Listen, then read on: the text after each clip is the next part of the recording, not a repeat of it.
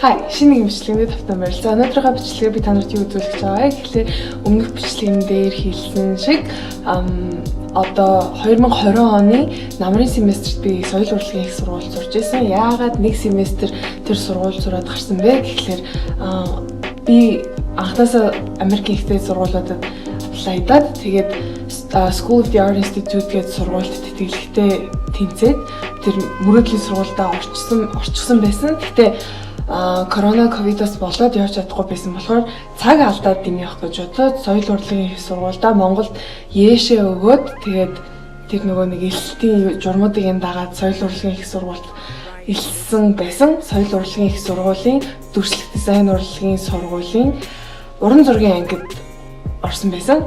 За тэгээд сууст байх хугацаанд одоо Монгол оюутны амьдрал ямар байдаг тиймэрхүү зүйлсийг би experience хийж авч чадсан. Тийм болохоор Монгол ихтэй сургуулиуд хүмүүс ерөөхдөө нэг юм гэсэн хандлагатай байдаг. Гэхдээ миний хувьд бол соёл урлагийн их сургууль тэр дундаа төрслөх урлагийн миний байсан анги миний байсан сургууль надад бол маш их таалагдсан. Маш их гоё дурсамжуудыг бүтээж айгүй их зүйлийг айгүй бага хугацаанд нэг семестр гэдэг чинь айгүй бага хугацаа айгүй их зүйлийг бага хугацаанд суралцаж авсан. Тэгээд одоо тэнд сууст өнгөрүүлсэн тэр experiences-ийг хуваалцах гэдэг юм бичлэг хийж байна. За тэгээд бичлэгэнд орцгоо. Амьдрал айгүй сони юм байлээ. Байнга ингээд ангийнхнаараа хамт бүгдээрээ дэврэлтээд спорт уралдаан тэмцээнд оролцоод шинэ жилдээ хамтдаа ухтаад бүх зүйлсийг хамтдаа хийгээд ангийнхнаараа сахилгагуутаад ингээд хамтдаа байна гэж бодож явсан ч яг хүмүүсийн ярьдгаар нэг л мэдхэд энэ мөч дуусчихдээ юм байлээ. Би бол өөрийнхөө яг энэ 10 жилийн төгсөлтөө онлайнаар байна гэж юусоо төсөөлж байгаагүй. Сургуулийнхаа гадаа малгайгаа шидэл эцэг эхчүүд ирэл цэцэг өгөөл яг нэг тим байна гэсэн төсөөлөлтөй байсан. Даанч онлайнаар төгсөн. Гэтэ яг хөө сонирн бас содон байсан. Энэ бүхний дараа элсэлтийн ерөнхий шалгалтаа өгөөд тэгээд тэрнийхээ батламжийг аваачаад соёл урлагийн их сургуульд портфолиогоо бэлтэж явуулаад өөрийн бүтээлээ бэлдээд тэгээд сургуульд аплайдаад орсон байгаа.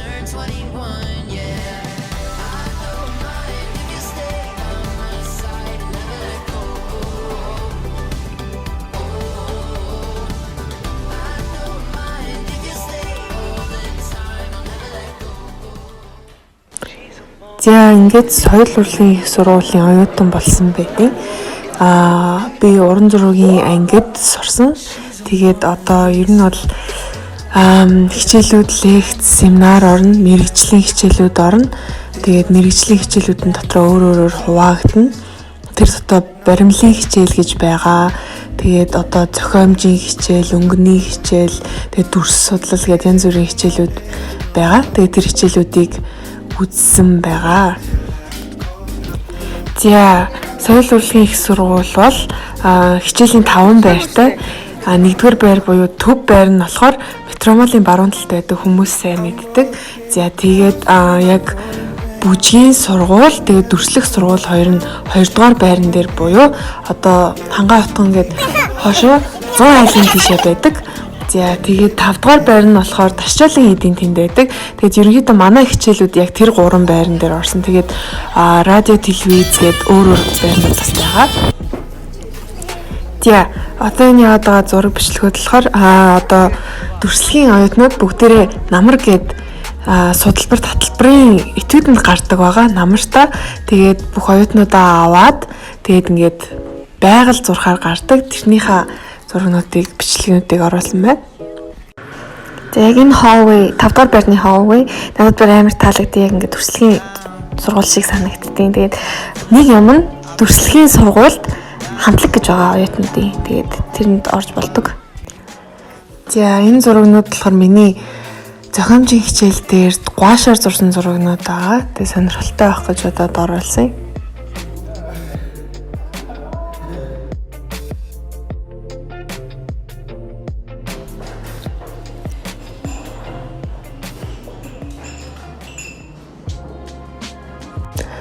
Одоо нөгөө нэг хичээлийн байр манайх 1-р байр, 5-р байр, 3-р байранд хичээл урдаг гэсэн шүү дээ. Яг тэрэн шиг одоо ингээд класс байр хоорондоо явж хичээлдээ ордог. Тэр нь айгу сонирхолтой санагдсан надад л.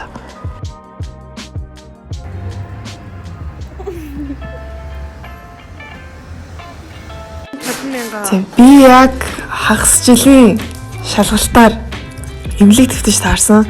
Нөгөө нуруунасаа болоод тэгээд тэр үеэр хэдий эмнэлэг твтэд юу байсан ч гэсэн би нөгөө шалгалтуудаа очиод бэлдээд өгсөн байгаа.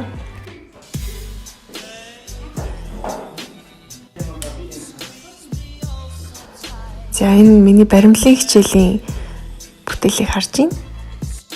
Эдгээр болохоор зохиомжийн хичээлүүдийн бүтээлүүд бас явж байна. За энэ дүрс судал хичээлийн бүтээлүүд байна. За энэ өнгө судалгээд хичээлийн бүтээлүүд байна. Ангийн багш Амар Төвшин гэдэг багш манай энэ хичээлийг ордог байсан.